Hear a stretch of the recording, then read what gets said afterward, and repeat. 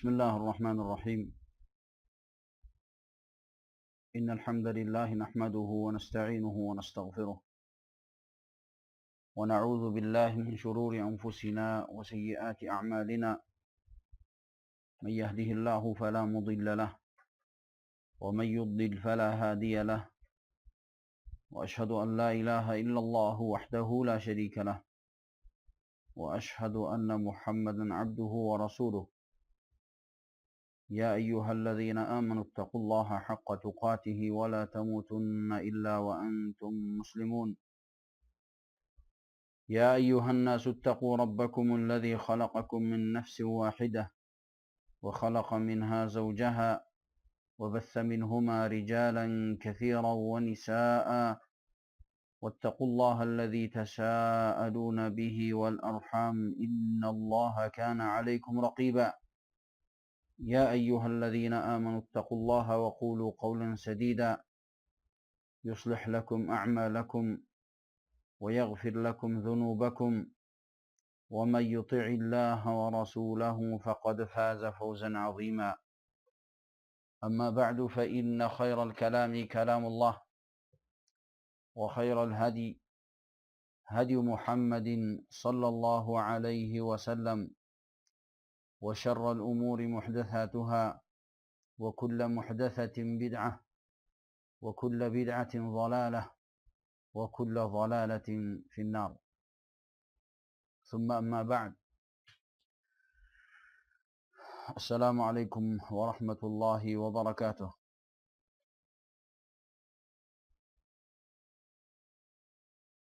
Bugungi darsimizni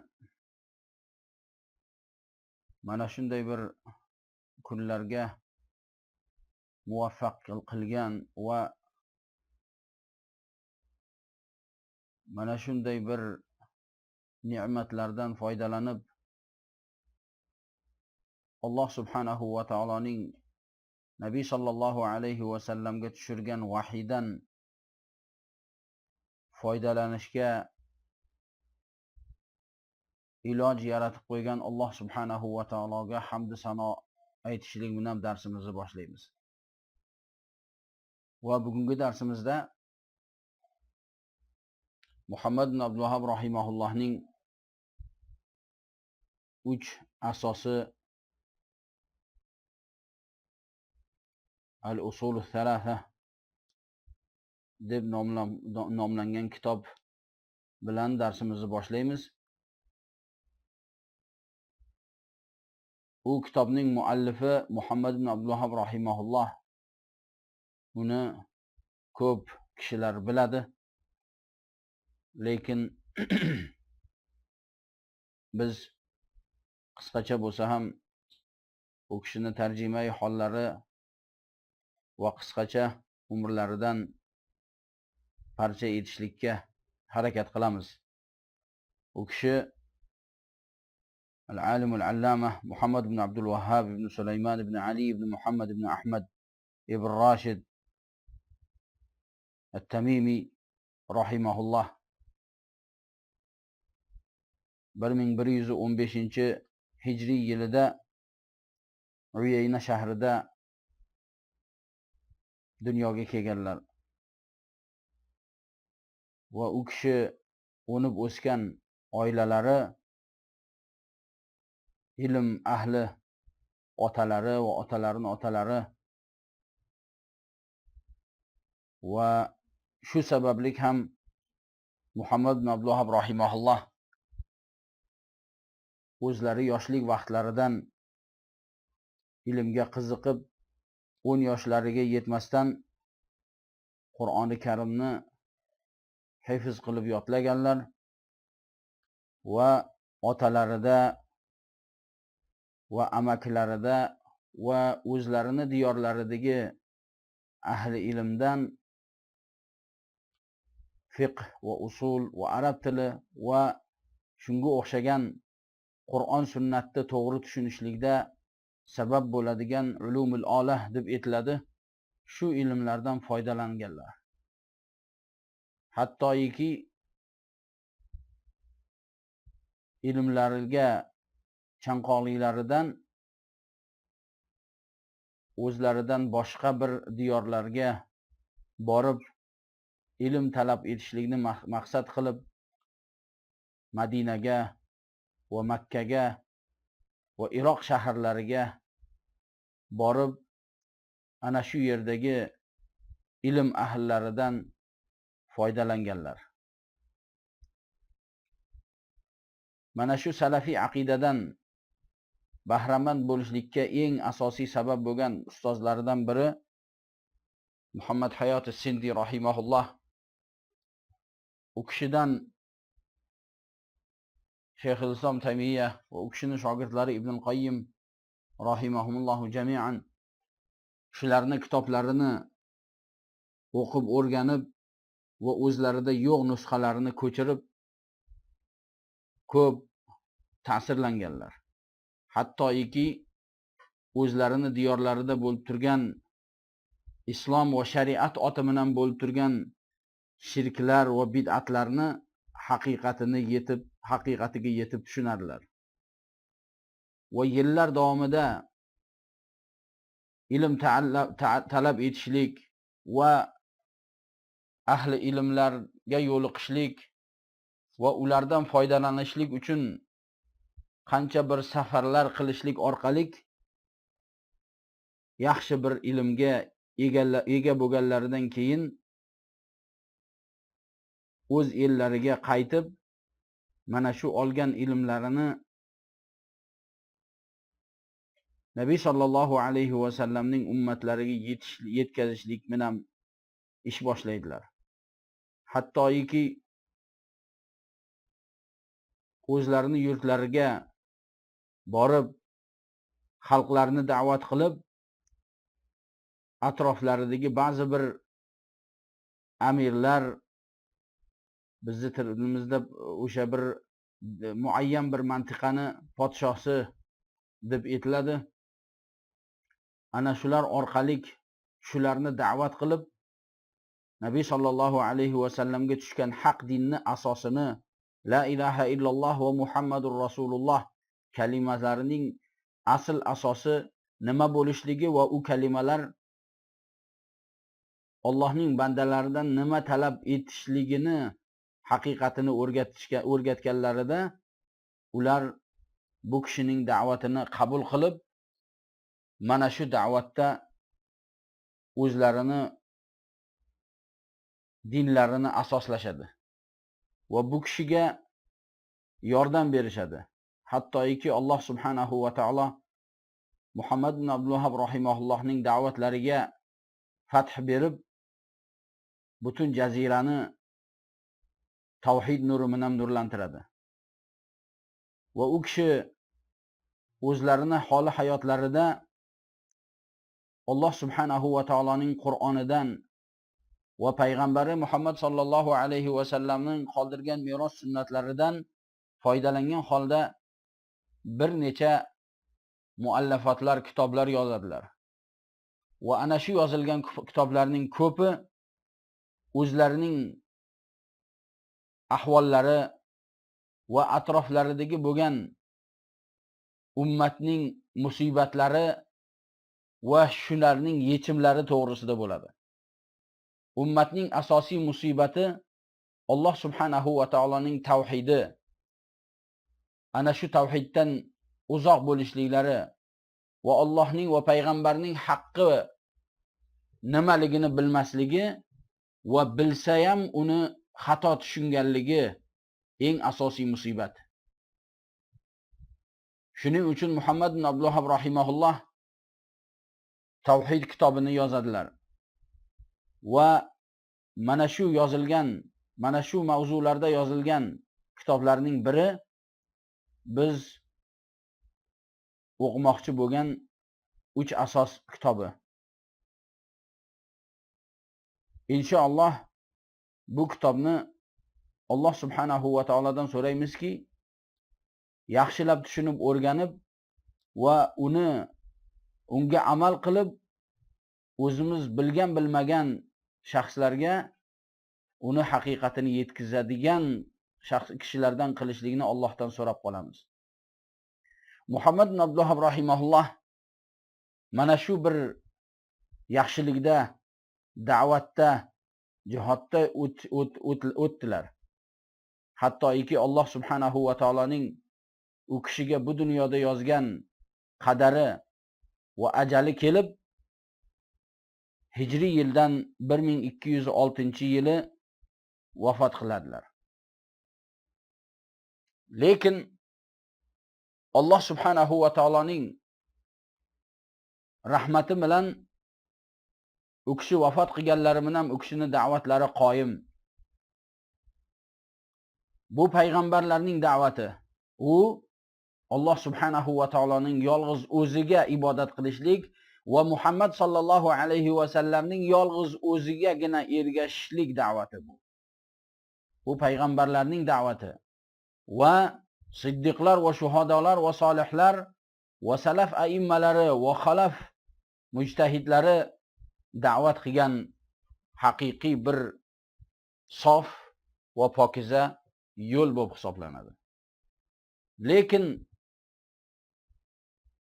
Alloh subhanahu va taoloning taqdiriki, qaysi bir vaqtda isloh qiladigan odamlarni Allohning haqiqiy diniga qaytaradigan bir shaxs chiqsa, uni dushmanlari bo'ladi. Va uni ayblovchilari bo'ladi. Uni masxara qiluvchilari va ularga tuhmat qiluvchilar bo'ladi. Olimlar aytishgandek, likulli Musa Fir'aun. Har bitta Musoni Fir'avni bor. Har bitta Musoni Fir'avni bor. Va mana shu da'vatning egasi bo'lgan Muhammad ibn Abdul Vahhab rahimahullohning ham o'zlarini asrlarida va hozirgi kungacha u kishiga har xil tuhmatlar qilgan va u kishiga dushmanchilik qilganlar hozirgi kungacha yetarli darajada.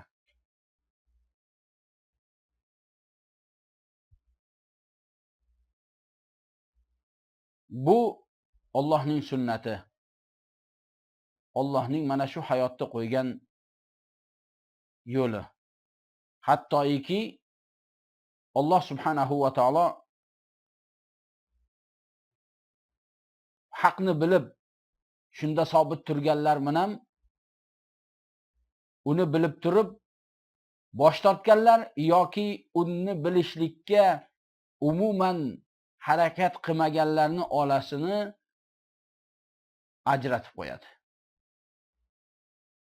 Va ularni orasidagi kelishmovchilikni o'zini oldiga qiyomatda yo'liqqan vaqtda ularning orasidagi kelishmovchilikni yechib beradi.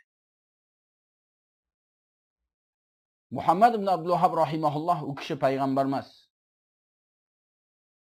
Bu ummatning payg'ambari Muhammad sallallohu alayhi va sallam. Lekin Nabiy sallallohu alayhi va sallam o'zlari xabar berganlaridek, bu ummatda odamlarga dinlarni yengilab beruvchi olimlar Alloh tarafidan chiqariladi. Burungi ummatda Nabiy sallallohu alayhi va sallam xabar berganlaridek, inna bani Isroil tasusuhum anbiya'uhum. Banu Isroil ularni siyosatini payg'ambarlar olib borishadi. Kullama halaka nabiyyun ja'a nabiy. Har doim bir payg'ambar ketsa, boshqa bir payg'ambar kelardi. Lekin bu ummatda Muhammad sallallohu alayhi va sallamdan boshqa payg'ambar yo'q. Ana shu payg'ambarlarni, ya'ni anbiyolarni o'rnini bosuvchilar, odamlarga hujjatni qoyim qilib, payg'ambarlik da'vatini yetkazuvchilar bu ummatda haq ilm egalari bo'lgan, Qur'on sunnat da'vati egalari bo'lgan olimlardir. Ana shu olimlar orqali xalqlar yaxshilik yomonlikni farqiga boradi. Va ular yaxshilik yomonlikni o'rganishlik orqali yaxshilikni qilib yomonlikdan saqlanishadi. Va qaysi bir kishi ahli sunna val jamoat aimmalaridan foydalanmasa va ularga Alloh tarafidan berilgan ilmdan bahramand bo'lmasa, u faqat o'zini oxiratini kuydirishlikka o'zi sababchi bo'ladi. Ibn Muborak rahimahulloh aytganlaridek, kimki o'z dunyosini kuydirmoqchi bo'lsa, podshohlarga qarshi bo'lsin. Va kimki oxiratini kuydiraman desa, olimlarga qarshi bo'lsin deganlar. Ya'ni aqlli odam dunyosi va oxiratini yaxshiligini o'ylaydi shariatga muvofiq. Shuning uchun Alloh subhanahu va taolo bizga o'rgatib, yaxshilikda bo'lgan bandalar, ey Rabbimiz Alloh, bizga dunyoni yaxshiligini va oxiratni yaxshiligini bergin deb so'rashadi. Shunaqa deb o'rgatgan subhanahu va taolo. Mana shu Muhammad ibn Abdul Wahhab rahimahulloh, nahsabuhu kazalik vallohu hasibuh, Alloh subhanahu va taoloning mana shu ummatga dinini yengilab berishlik uchun bo'lgan kishilarni biri. Sababi u kishini yozgan kitoblarini o'qisin, u kishini tanimaganlar.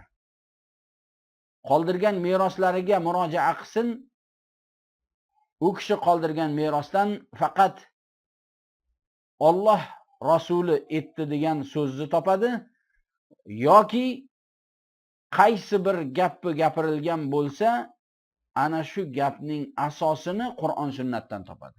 Uni inshaalloh kelajakda mana shu 3 asos kitobini, kichkinagina bo'lgan 1 bet, 1,5 bet keladigan kitobdan biz shuni o'rganib bilamiz inshaalloh. Va yana bir gapni aytishimiz kerak. U kishi payg'ambar emas deb aytdik va shuningdek aytamizki, u kishi ba'zi bir munhariflar aytadigandek 5-mazhab egasi ham emas. Muhammad ibn Abdul Wahhab rahimahulloh fiqhi masalalarda Hanbali mazhabida bo'lgan. Sababi ana shu Hanbali mazhabida fiqhlari asoslangan, shu mazhab kitoblari va usullarini o'rganganlar. Lekin u kishi mutaassib bo'lmaganlar. Har bitta Nabiy sallallohu alayhi va sallamning qoldirgan merosidan yuragi nurlangan olimlar mana shunday sifatda bo'lishadi. Ularning asoslari Qur'on va sunnat va sahobalarning manhaji bo'ladi. Ibn al-Qayyim rahimahulloh aytganlaridek, al-ilmu qala Allohu va qala rasuluhu qala as-sahabatuhum ulul irfani mal ilmu nasbuka lil khilafi safahatan bayna ar-rasuli va bayna ra'yi fulani. Ilm deganimiz u Alloh aytdi va payg'ambari aytdi va sahobalar aytishdi deganlari. Mana shu ilm bo'ladi. Hum ulul irfan. Bular haqiqiy ma'rifat egalari. Mal ilmu nasbuka lil khilafi safahatan bayna ar-rasuli va bayna ra'yi faqihi. Boshqa bir rivoyatda fulani. Ilm deganimiz payg'ambar sollallohu alayhi va sallam bilan falonchini ra'yini o'rtaga qo'yib ahmoqlik bilan xilof qilishlik emas. Balki ilm u Alloh va Rasulini gapi, sahobalarning gapi va ularning gaplarini tushunib bilishlik. Mana shu ilm bo'lib hisoblanadi. Muhammad ibn Abdul Wahhab rahimahulloh o'zlaridan oldingi Shayx al-Islam Taymiy rahimahulloh va Ibn al-Qayyim va Ibn Muflih, Ibn Abdul Hadi, Ibn Abdul Bar va hokazo tepaga chiqqanda Imom Buxoriy, Imom Muslim, Abu Dawud rahimahulloh, Imom Ahmad, Imom Shofi'i, Imom Malik, Sufyon al-Thawri va ulardan oldin Imom az-Zuhri, Abu Salama ibn Abdurrahman ibn Auf, Muhammad ibn Sirin, Sa'id ibn Jubayr va ulardan oldin sahobalar Ibn Mas'ud, Ibn Abbos, Ibn Umar va shunga o'xshagan sahobalarni yo'li. Ularning manhaji Qur'on sunnatni olib keyin odamlarni fikriga qarashlik. Qur'on sunnat bilan shaxslarni gaplarini taroziga solib haq, nohaqni bilib o'rganishlik. Ularni manhaji emas, birovni gapini olib keyin Qur'on sunnatni taroziga qo'yishlik. Agar o'shani gapiga o'zini imomi yoki mazhab egasi yoki shayxi yoki o'zini qabilasini qonunlari yoki o'zini millatini tariqalari shularni hammasini olib keyin Qur'on sunnatni o'rganadi. Agar o'zini mazhabiga yoki fikriga yoki tariqasiga yoki manhajiga Qur'on sunnat to'g'ri kelsa, alhamdulillah Qur'on sunnat salomat qoladi. Agar to'g'ri kelmay qoladigan bo'lsa, unda Qur'on sunnatni boshqacha tushunishlikka harakat qiladi. Hattoki ana shu Qur'on sunnat dalillarini bo'ynini qayirib olib kelib eplab o'zini fikriga va o'zini manhajiga to'g'rilamoqchi bo'ladi. Bu butun bid'at egalarining tariqalari shu. Alloh subhanahu va taolo Qur'on sunnatni asos qilib tushirgan va boshqa so'zlar Qur'on sunnatga qaytadi. Qur'on sunnat boshqa so'zlarga qaytishlik uchun tushirgani yo'q. Aytmoqchi bo'lganimiz shuki, Muhammad ibn Abdulloh rahimahulloh 5-mazhab egasi bo'lmagan. U kishi Hanbali mazhabida bo'lganlar. Lekin mutaassib bo'lmaganlar. Qachonki Hanbali mazhabidagi bir so'z Qur'on sunnatga ochiq qarshi kelib turgan bo'lsa, ana shu so'zni Ahmad ibn Hanbal rahimahullohning gaplari bo'lsa ham tashaganlar. Lekin bu tashashlik Ahmad ibn Hanbalni obro'siz past sanaganlari emas. Balki ahli sunna val jamoat aimmalarining manhaji shuki, falonchi olim bizlarga mahbub, biz yaxshi ko'ramiz, lekin Allohni va Rasulini so'zi har bitta shaxsni so'ziga muqaddam qilinadi va ularning so'zlari biz uchun mahbubroq bo'lib hisoblanadi. Shundan kelib chiqamizki, Muhammad ibn Abdulloh rahimahullohga har xil qo'yilgan gaplar va tuhmatlar, bularning hammasi bekor. U kishi odamlarni biri to'g'ri gap gapirishi mumkin va xato gap gapirishligi ham mumkin, odam bo'lganligi uchun. U kishi olimlardan bo'lganligi sababli u kishini hurmat qilamiz va izzat qilamiz va karomatini saqlaymiz, gapini to'g'risini olamiz. Xato bo'lsa u kishiga duo qilib, xatosini tashab, to'g'risini olib ketamiz. Boshqa olimlarga o'xshagan Abu Hanifa rahimahulloh, Imom Malik va Shofi'i va Ahmad ibn Hanbal va u kishilardan keyingi kelgan olimlar ham xuddi shunday muomala qilinadi. Ularni hurmat qilinib, ularga til tegizishlik bu odamni baxtsizligini belgisi. Odamning baxtsizligini belgilaridan biri ahli ilmga til tegizishligi. Sababi ahli ilm bundan ziyon ko'rishmaydi. U odamni o'zi ziyon ko'radi. Olimlar aytishgandek, kimni uyi oynadan derazalik bo'ladigan bo'lsa, birovga tosh otmasin.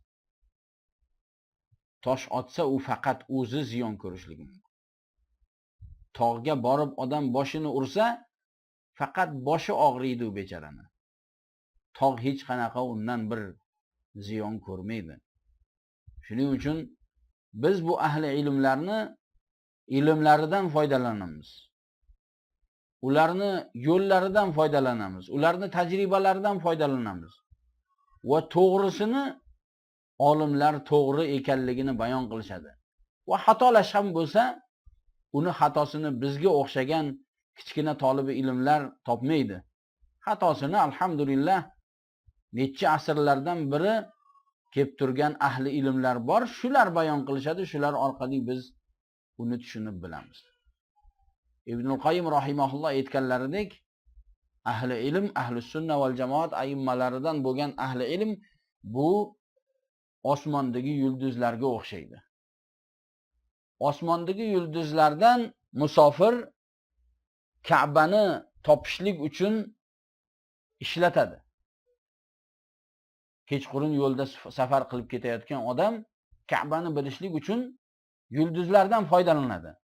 Hattoki Ka'bani oldiga yetib borsa, yulduzlar orqali topib, u Ka'baga to'g'ridan to'g'ri qarayveradi. Yulduz qayerda qoldi-ekin deb qidirmaydi yulduzni. Shuningdek, olimlardan foydalanishlik shu sifatda bo'ladi. Olimlarning gaplarini o'qiymiz, muallafotlarini o'rganamiz, darslarini eshitamiz, so'roqlarini so'raymiz. Hattoki ularni hammasidan qaysi bir mazhab egasi bo'lmasin, ho u Abu Hanifa rahimahulloh mazhabi egasi bo'lsin, ho Imom Shofiiy yoki Malik yoki Ahmad ibn Hanbal yoki boshqa aimmalar bor, ahli sunna va jamoat aimmalari. Shularning qay bir gaplaridan foydalanamiz va ularning ichidagi gaplaridan foydalanish orqali haqqa yetsak, yetganimizdan keyin to'g'risini qabul qilib, xatosini egasiga duo qilib, unga til tegizmasdan faqatgina shu xatosini tashlaymiz xolos. Shu bilan biz ikki yaxshilik egasi bo'lishligimiz tayin. Ham haq egasi bo'ladi odam, yaxshilikni topadi va boshqa birovga ozor yetkazmasdan nohaq bo'lgan narsani egasiga duo qilib uni tashlaydi. Shu Nabiy sallallohu alayhi va sallamning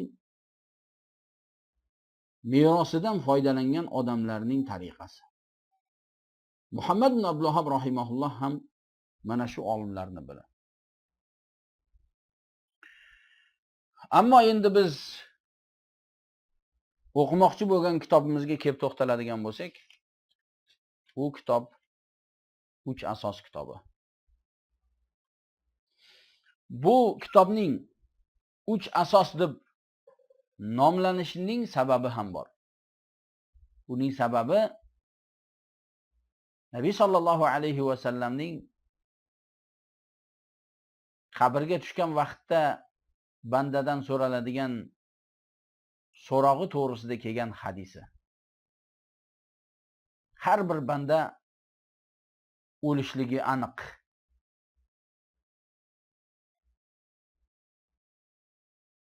O'limdan qutulib qoladigan hech qanday bir odam zot yo'q. O'lgan banda so'roqqa tutilishligi aniq. Mana shu so'roqdan Allohning rahmati bilan qutulib qolishlik uchun bizga ilm kelgan. U ilm Nabiy sallallohu alayhi va sallam xabar berganlariki, qabrda so'raladigan so'roq asosi mana shu bo'ladi. U Nabiy sallallohu alayhi va sallam aytganlaridek, qabrga tushganda farishtalar kelib, Rabbing kim va dining nima? Bu sizlarga jo'natilgan shaxs kim bu? Mana shu 3 asos. Bu qiyomatning yaxshiligi yoki yomonligini boshlanishi bo'ladi bandaga. Mana shu so'roqlardan salomat o'tgan odamning kelajagi salomatlik bo'ladi. Bu so'roqdan yiqilib qolgan odam bo'lsa, uning kelajak hayoti barbod bo'ladi. Lekin barbod bo'lishligi mana shu hayotga o'xshab o'lib qutulsa, unda alhamdulillah desin.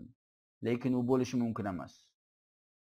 U hayotda o'liy desa o'lolmaydi, yashiy desa yasholmaydi. o'laman desa, o'lishlikning ilojisi yo'q. Yashayman desa, yashashlikning ilojisi yo'q. Faqat u azobda va u azob abadiy bo'ladi. Va mana shu asoslar hozirgi kunda qaysi bir bandadan so'ralsa, yengil tillar bilan javob berishlik mumkin. Lekin qabrga borgan vaqtda mana shu dunyodan agar yaxshi iymon va ixlos va amal bilan tayyorgarlik bo'lmaydigan bo'lsa, u so'zlar qabrda kelolmaydi. Hattoki mana shu holi hayotimizda uni bir parchasini ko'ra olamizki, joni jasadidan uzilay deb turgan vaqtda qancha bor kishilar borki, la ilaha illalloh kalimasini aytolmaydi. Vaholanki u yengil kalima. U kalimani qimillatgan vaqtda hatto lav ham ishlatilmaydi. La ilaha illalloh faqat til qimillasa bo'ldi. Lekin shunday bir yengil kalimani banda aytolmay qoladi. Alloh undan tavfiqqa olib qo'yadi. Muvaffaq bo'lmaydi. Vaholanki Nabiy sollallohu alayhi vasallam kimki mana shu dunyoda oxirgi kalomi, oxirgi so'zi la ilaha illalloh bo'ladigan bo'lsa, jannatga kiradi deydilar. U odam mana shu ya'ni beshoradan, mana shunday bir xursandchilik xabardan mana shu dunyoni o'zida mahrum bo'ldi. Oxiratda nima kutib turibdi? Allohning yolg'iz o'zidan boshqa hech kim bilmaydi. Mana shu kalimaga tayyorlanishlik bu inson, iymonli insonning hayotini asosi bo'lishlik kerak. Ba'zilar uchun dunyodagi hayotning asosi yeb ichishlik bo'lsa, ba'zilar uchun obro' topishlik va ba'zilar shon shuhrat, obro'ga yetishlik bo'lsa, boshqalariniki yana boshqa bir maqsad. Lekin iymon egasini maqsadi mana shu hayotdan uning asosiy maqsadi bo'lgan Allohni tanishlik va uni ibodatini bilishlik. Payg'ambar sollallohu alayhi va sallamni kimliklarini bilib va u kishiga tushgan dinni o'rganib shunga amal qilishlik bu iymon egasining asosiy maqsadi bo'lishi kerak. Sababi iymon egasining haqiqiy hovlisi, haqiqiy uyi, haqiqiy boradigan joyi, haqiqiy hayoti u oxirat. Bu dunyo emas. Bu dunyo u uchun vaqtincha kelajak hayotga tayyorgarlik uchun yaratib qo'yilgan bir muaqqat vaqt. Bu tez kunda o'tib ketadi. Mana shu hayotdan tepada aytilgan asosga ko'ra o'tgan bo'lsa, uning kelajagi porloq. Ana shu asoslardan bahramand bo'lmasa, u haqiqiy baxtsizlik va badbaxtlikka yo'liqadi. Shuning uchun bu asoslarni o'rganishlik bizdan juda qattiq talab etiladi va uni o'rganib amal qilishlik bizning eng birinchi o'zimizni foydamiz birovdan oldin. Sababi ilmni bir odam o'zi uchun o'rganadi. Eng birinchi, birov uchun emas. Shundan keyin birov ham foydalansa alhamdulillah. Imom Malik rahimahulloh aytganlaridek, biz bu ilmni faqat o'zimiz uchun oldik. Odamlar bizga muhtoj bo'lsin deb olganimiz yo'q. Ustozlarimiz ham shu kabi bo'lishgan edi deydilar. Bu ilmni o'zimiz uchun amal qilishlik uchun, Allohning oldida azobdan salomat qolishlik uchun o'rganamiz. Shundan darsga kirishib o'qiymizki, Bismillahirrohmanirrohim. I'lam rahimakalloh annahu yajibu alayna ta'allumu arba'i masail. Al-ula al-ilmu wa huwa ma'rifatullah wa ma'rifatu nabiyhi wa ma'rifatu dinil islam bil adillah. aytadilarki, Bismillahirrohmanirrohim.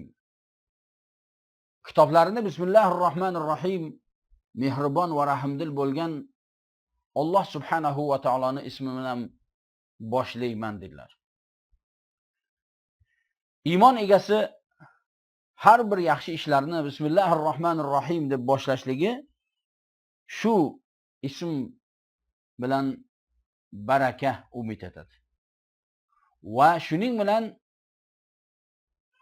Bismillahirrohmanirrohim deb kitob boshlashlikda Alloh subhanahu va taoloning Qur'oniga ergashishlik bor. Sababi biz Qur'onni ochsak, eng birinchi oyat Bismillahirrohmanirrohim. Va Nabiy sallallohu alayhi va sallam yozgan xatlarida yozilgan so'zning eng birinchisi Bismillahirrohmanirrohim, mehribon va rahimdil bo'lgan Alloh subhanahu va taoloning ismi bilan boshlayman deb yozganlar. Alloh subhanahu va taolo o'zini kalomini ham aytganimizdek mana shu ibora bilan boshlagan.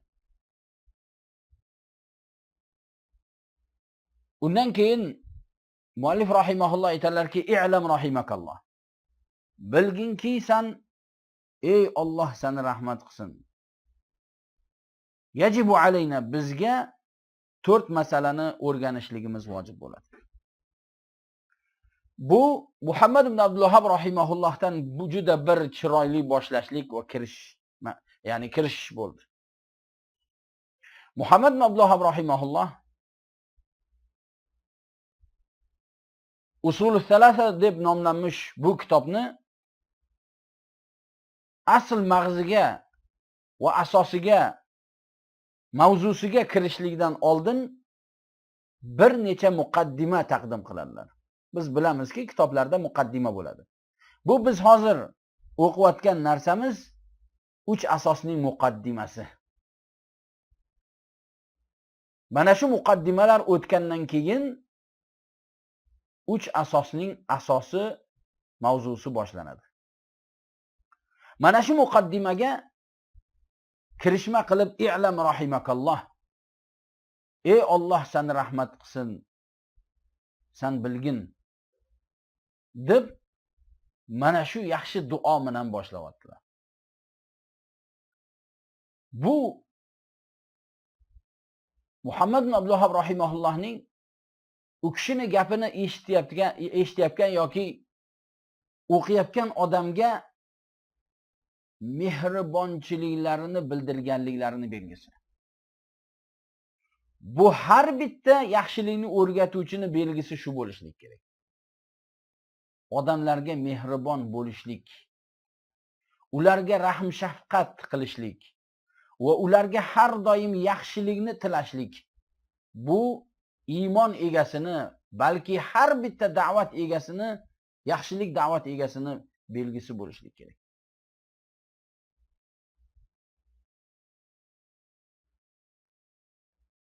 Sababi Nabiy sallallohu alayhi va sallam aytadilarki, mehribonlarga Alloh mehribon qiladi, mehribonlik qiladi. Deyishganda sahobalarning ba'zilari aytishdiki, ya Rasululloh, biz ham mehribonchilik qilamiz ba'zilarga deyishsa, Nabiy sallallohu alayhi vasallam mehribon odam u butun odamlarni hammasiga mehribon bo'lgan odam deydilar. Do'stu dushmaniga mehribon bo'lgan odam. Mana shu odam payg'ambar alayhissalatu vassalomni haqiqiy merosxo'ri bo'ladi. Bular olimlar. Shuning uchun ularning asarlari va ularni qoldirib ketgan yaxshiliklari butun odamlar foydalanadi. Lekin olimlar odamlarni tilidan salomat qolishmaydi. Subhanalloh. Mana Muhammad ibn Abdulvahhab rahimahullohning birinchi so'zlaridan bilsak bo'ladiki, u kishi odamlarni ularga ziyon keltiruvchi shaxs emas. Ularni quritmoqchi bo'lgan odam emas, balki odamlarga mehribon bo'lgan shaxs. I'lam rahimakalloh. Ey Alloh seni o'zini rahmatiga olgur. I'lam, sen bilib olgin shu narsani. Alloh aytadiki, fa'lam annahu la ilaha illalloh. Bilib olgin, Allohdan boshqa ibodat qilishlikka haqli hech kim yo'q.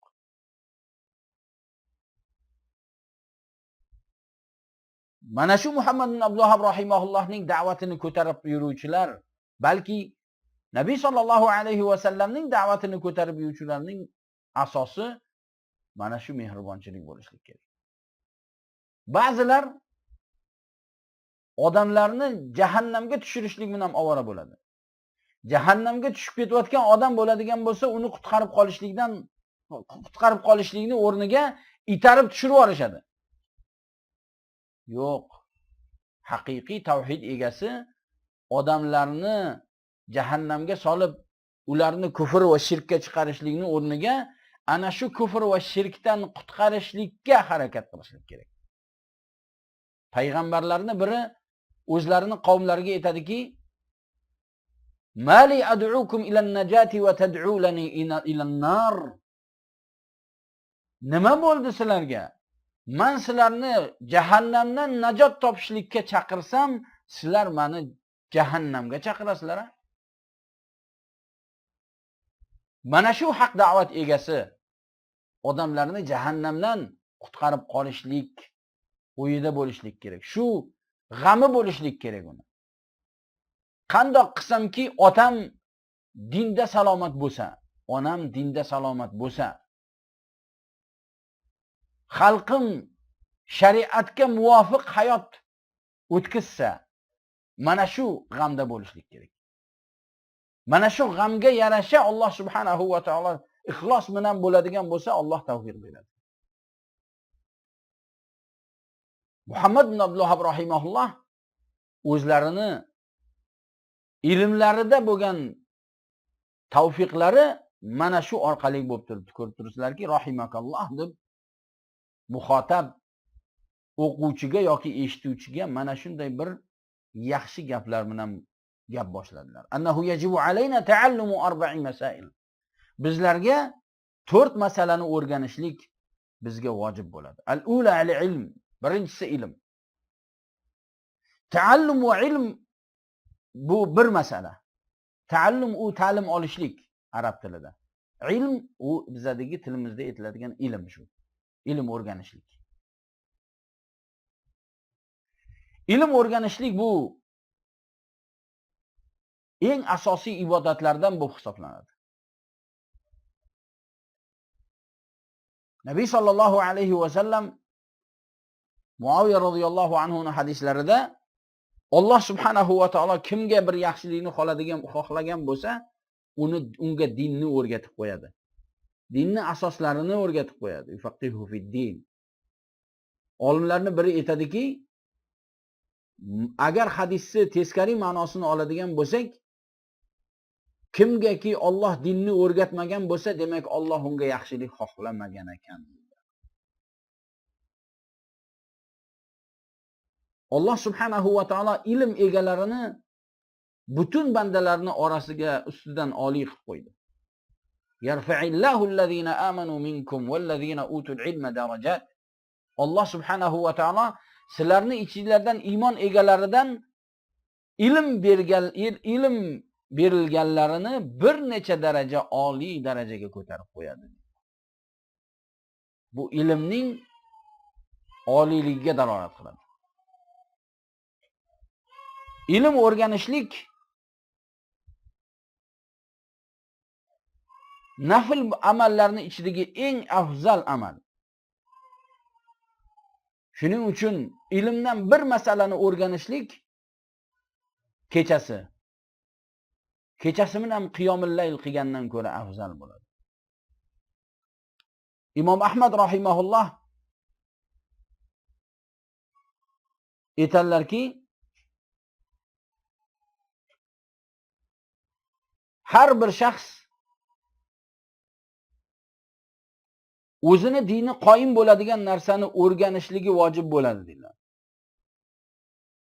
Shunda Qaysi narsani o'rganishlik vojib bo'ladi shunda deyilsa, bilmasligi mumkin emas bo'lgan narsalar, namozi, ro'zasi, shunga o'xshagan narsalar deydilar.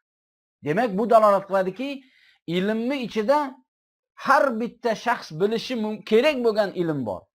U o'ziga aloqador bo'lgan iymon va islom rukunlari, ba'zi bir o'ziga aloqador bo'lgan halol harom masalalari, shunga o'xshagan masalalarni har bitta odam o'zi bilishligi kerak. Undan ortiqcha bo'lgan ilm, ma'rifat, ma'lumotlar, ular agar olimlar o'rganadigan bo'lsa, boshqa shaxslar bilishi shart emas, sababi olimlar odamlarga qolganini yetkazadi. Shuning uchun Imom Ahmad boshqa bir so'zlarida aytadilarki, ilm talab qilishlik nafl amallarning ichidagi eng afzali deydilar. Agar niyati to'g'ri bo'ladigan bo'lsa. Demak, ilm talab qilishlikda eng asosiy bo'lgan narsa u niyatini to'g'ri bo'lishligi. Sababi kimki mana shu ilmdan odamlar uchun bilan, ahmoqlar bilan tortishilib, olimlarning orasiga o'tirishlikni maqsad qiladigan bo'lsa, Nabiy sollallohu alayhi vasallam aytganlaridek jahannamdan o'z o'rnini tayyorlab qo'ysin dedilar. Demak, bu xatarlik. Yaxshiligi juda yaxshi, xatari ham juda xatarli. Shuning uchun ilm o'rganib turganimizda mana shu narsani e'tibordan chetda qoldirishligimiz kerak emas.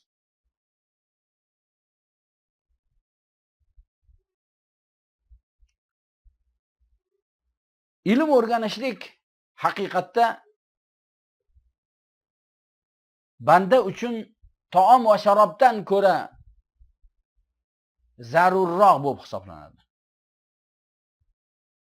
Imom Ahmad rahimahulloh aytganlaridek, sababi bir shaxs taomga, sharobga bir kunda 1 yoki 2 marta muhtoj bo'ladigan bo'lsa, ilmga har bitta nafasida muhtoj bo'ladi.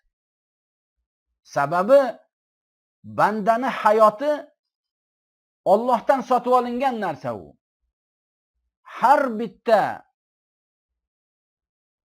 nafasiz Allohning oldida so'raladi. Agar yaxshilikda bo'lsa, alhamdulillah, yaxshilikda bo'lishlik uchun ilm kerak. Yomonlikda bo'ladigan bo'lsa, uni so'roq javobi bor. Demak, ilmga banda har bitta nafasida muhtoj. Qaysi bir ummatda shar'iy ilm rivoj topadigan bo'lsa, ana shu ummatda yaxshilik va baxtlik bo'ladi. Qaysi ummatda shariat ilmi, Qur'on sunnat ilmi oz bo'ladigan bo'lsa yoki yo'q bo'ladigan bo'lsa, shunga yarasha ularning baxtsizligi bo'ladi. Shuning uchun Ali ibn Abi Talib radhiyallohu anhu aytadilarki, fa'ish bi'ilmin wa la tabghi lahu badala an-nasu mauta wa ahlul ilmi ahya'un. Sen ilm bilan yashagin. Uni o'rniga boshqa bir narsani tanlay ko'rma. Odamlar o'lik bo'ladigan bo'lsa, ahli ilm haqiqiy tiriklar shular deydilar. Ibn al-Qayyim rahimahulloh gaplaridan birida aytadilarki, olamni buzilishligi bo'ladigan bo'lsa faqat jaholat sababli, bilimsizlik sababli bo'ladi. Va u agar yaxshi bo'ladigan bo'lsa, bunyod topadigan bo'lsa, u faqatgina ilm bilan bo'ladi. Shu bilan yaxshilik ko'payadi yoki yomonlik ko'payadi. Ya'ni ilm bilan yaxshilik ko'paysa, ilmsizlik bilan faqatgina yomonlik ko'payadi. Bu gaplari I'lom Muwaqqi'inda. Shunga o'xshagan Miftah ad-Darus Saodada Ibn Qayyim yana bir chiroyli bir gap aytadilar, shu bilan kifoyalanamiz. Aytadilarki, as-sa'adatu kulluha fil ilmi wa ma yaqtadi. Baxtlikni hammasi ilmda va ilm talab etgan narsada. Alloh subhanahu va taolo mana shu ilmga o'zi xohlagan bandasini tavfiq berib qo'yadi. Deb biroz gaplarni gapirib aytadilarki, Mana shunday ilm fazilatli bo'lgani bilan odamlarni ko'pi mana shu baxtli yig'ishlikdan bet burishgan. Sababi bu ilmni yig'ishlik uchun haqiqiy jidd va ijtihod harakat kerak.